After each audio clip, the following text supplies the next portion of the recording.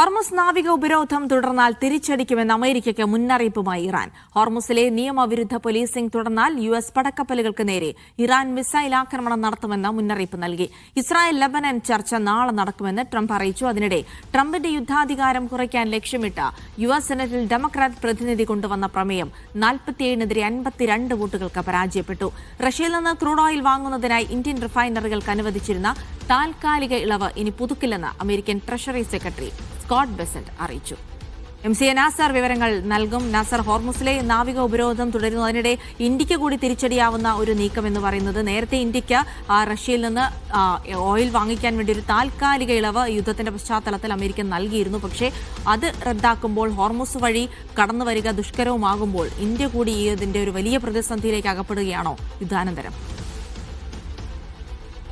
ജിൽസി, ഒരു മാസത്തെ ഇടവേളയായിരുന്നു ഇന്ത്യക്ക് അനുവദിച്ചിരുന്നത്. ഇറാനിൽ നിന്ന് ഉദാരമായിട്ട് എണ്ണ വാങ്ങാനുള്ള അവസരമുണ്ടായിരുന്നു. പക്ഷെ അത് ഇനി ഏതായാലും പുതുക്കേണ്ടതില്ല എന്ന തീരുമാനമാണ് അമേരിക്കൻ ട്രഷറി വകുപ്പ് കൈക്കൊണ്ടിരിക്കുന്നത്.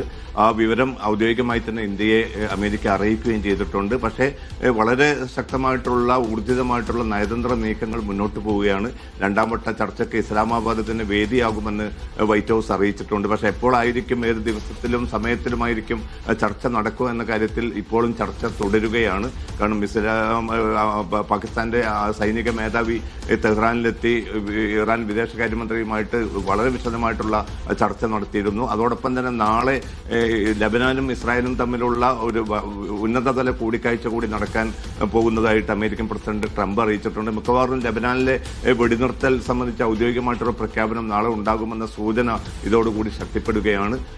ഇപ്പം ഈ നാവിക ഉപരോധം തുടരുകയാണെങ്കിൽ അതിശക്തമായിട്ടുള്ള തിരിച്ചടി ഉണ്ടാകുമെന്ന് ഇറാനും മുന്നറിയിപ്പ് നൽകിയിട്ടുണ്ട്. ചൈനയും റഷ്യയും പെട്ടെന്ന് തന്നെ ഉപരോധം പിൻവലിക്കണമെന്ന് അമേരിക്കയോടും അതോടൊപ്പം തന്നെ യാത്ര സുഗമമാക്കാനുള്ള നടപടികൾ സ്വീകരിക്കണമെന്ന് ഇറാനോടും ആവശ്യപ്പെട്ടിട്ടുണ്ട്. അപ്പോൾ പ്രതിസന്ധി തീർക്കാനുള്ള ഊർജിതമായ നീക്കങ്ങൾ ഒരു ഭാഗത്ത് നടക്കുന്നുണ്ട്. പക്ഷേ സംഘർഷം വിപുലമാക്കാനുള്ള നീക്കങ്ങളുമായിട്ടാണ് ഇസ്രായേൽ രംഗത്തുള്ളത്. അത് മറികടക്കാൻ സാധിച്ചാൽ ഒരുപക്ഷെ ഇറാൻ അമേരിക്ക ചർച്ച, രണ്ടാം വട്ട ചർച്ച വൈകാതെ തന്നെ നടക്കുമെന്ന പ്രതീക്ഷ ഈ ഘട്ടത്തിൽ സജീവമാണ്.